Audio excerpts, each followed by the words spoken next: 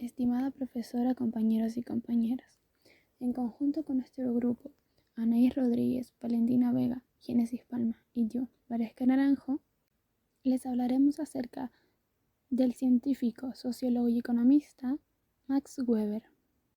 Cabe señalar que los contenidos integrados en la siguiente cápsula se darán a conocer en el siguiente orden: datos biográficos generales, contexto sociohistórico de la época, sus principales obras, tendencias, perspectivas metodológicas asociadas, relevancia y aportes al desarrollo de lo cualitativo, apreciación crítica positiva y negativa y por último, referencias bibliográficas.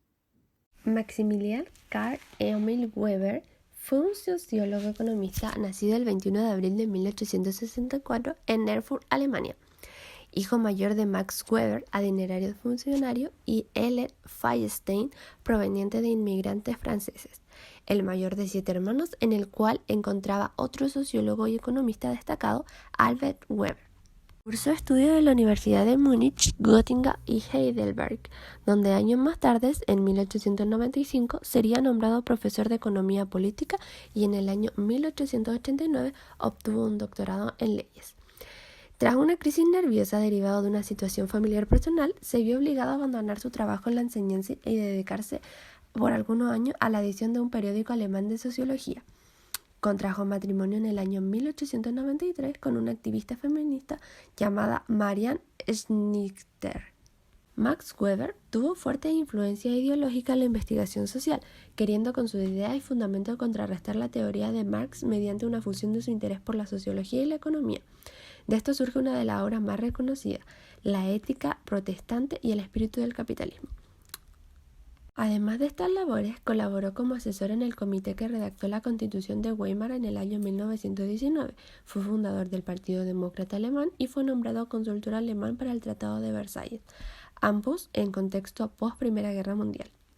Finalmente, falleció en el año 1920, un 14 de junio, en Múnich, Alemania, producto de una neumonía. Contexto sociohistórico de la época. Max Weber nació en el seno de una familia adinerada. Su padre perteneció al ministerio, siendo así desde su niñez influenciado o relacionado a la política. En su infancia vio que Alemania presentaba discrepancias a finales del siglo XIX, además de ver la creación del Imperio Alemán en el año 1871 y su posterior desaparición en el año 1918, dando término a la Primera Guerra Mundial.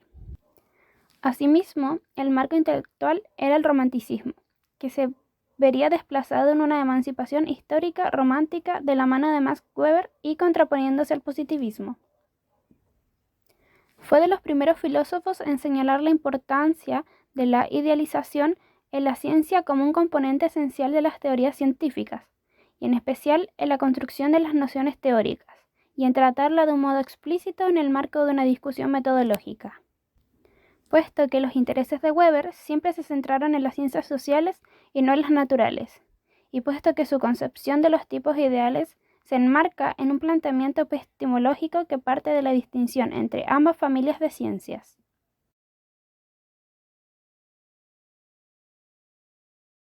Max Weber estuvo muy influenciado por los escritos de Immanuel Kant, especialmente la concepción kantiana de a priori.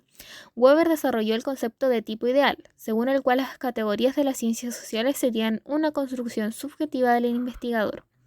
Este tema impregna en su obra más leída, la cual es La ética protestante y el espíritu del capitalismo, desde 1903, como también Estudios de sociología y religión, desde 1921, y Estudios de metodología de 1922. Aparte de estas obras, también podemos destacar la historia de la agricultura romana, la sociología de la comunidad, la ciencia como vocación y la política como vocación, la Revolución Rusa, la religión de China, confucianismo y taoísmo, economía y sociedad, obra póstuma fundamental, y el político y el científico. Tendencias o perspectivas metodológicas asociadas. La metodología de Max Weber parte de un enfoque individualista, enfocada en el individuo y sus motivaciones, poniendo especial interés en los siguientes postulados. En primer lugar, el pluricausalismo. En segundo lugar, la neutralidad axiológica. En tercer lugar, tipos ideales. Y en cuarto y último lugar, sociología comprensiva de la acción individual. Weber no comparte la distinción de las ciencias basada en la diferenciación metodológica, aunque sí la diferenciación entre método generalizante y método individualizante.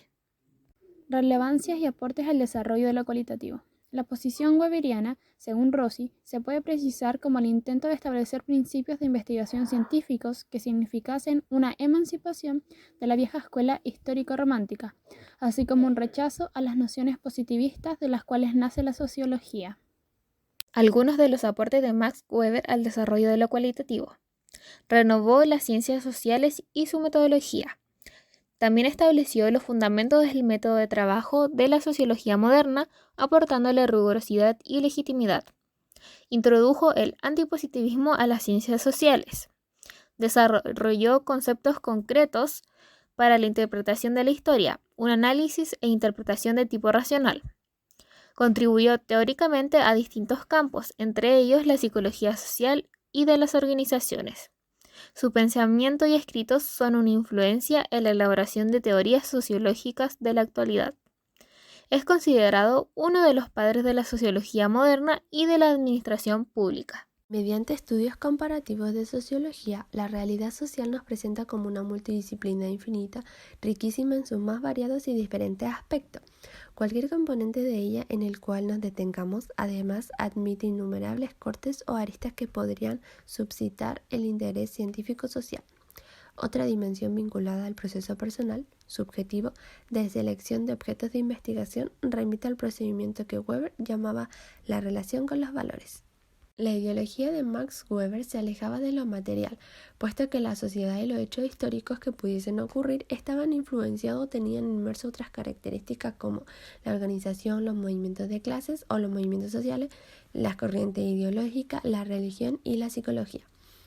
Es por esto que toma relevancia en las ciencias sociales, ya que para Weber son un conjunto de características que le hace diferenciarse de otros estudios, ya que no existe una verdad absoluta o única que rija a todas las investigaciones, además de ser guiadas y a voluntad del investigador, siendo así influenciado por intereses o valores que tenga, dejando como resultado que no se podrá tener una total realidad. Sin embargo, la relación con los valores constituye el expediente normal al que apelamos para seleccionar nuestro tema de indagación científica, pero que dicho relacionamiento constituye, por más importante que parezca y sea, un supuesto del proceso de la lógica de la investigación científica en su sentido más estricto. Para Weber, este proceder irreductiblemente subjetivo, que es la relación con los valores, preámbulo del proceso de inquisición científica, entendido más estrictamente, en modo alguno atenta contra la objetividad a la que aspira la ciencia social, ni en consecuencia a la obtención de verdades intersubjetivas, o si se prefiere, al logro de afirmaciones sobre la realidad, cuya verdad o falsedad pueden ser establecidas de manera convincente y satisfactorias. Si la selección de un objeto de investigación es algo subjetivo, el procedimiento para indagarlo y los controles a partir de la realidad estudiada para asegurar la fiabilidad de sus resultados constituyen la garantía de la objetividad, así como también de la búsqueda de la verdad, no importa cuán provisional y desde luego que no absoluta sea esta. Por otra parte, el enfoque de Weber trata a las personas como individuos en la medida de lo posible, porque es ahí donde se les puede atribuir más claramente.